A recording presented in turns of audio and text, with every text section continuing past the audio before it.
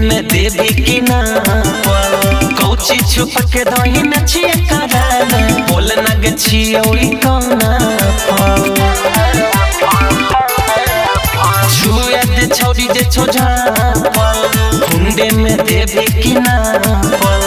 कौची छुप के दही नचिए कराना बोल नग छियो ई कोना God नहीं डरामा अभी कोई आउने जो भिरिया नहीं साट होई गेले सुधर तोर छोटे छोरा छोई गेले अमरूद से दुधर तोर छोटे छोरा छोई गेले अमरूद से दुधर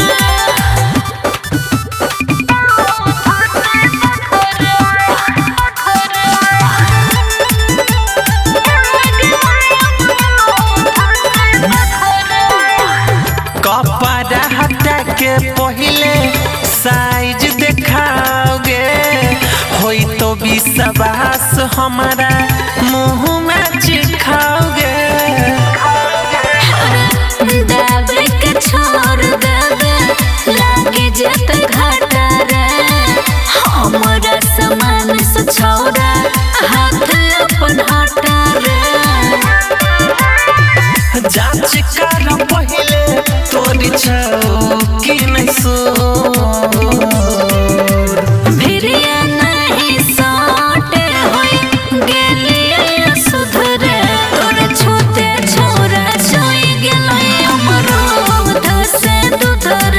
तोर छोटे छोरा छोई गेले अमरूद से दुधर बुझले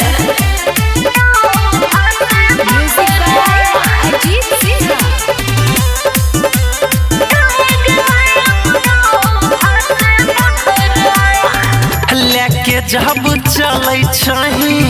ऊपर हिलोगे होई तो पसंद तले ले बदू किलो गे सौरभ सूर्या सुने छोरा रजनीश रे बोहनी खराब करबे बढ़ै छखेस रे ले बनाई जब तक हम खइबम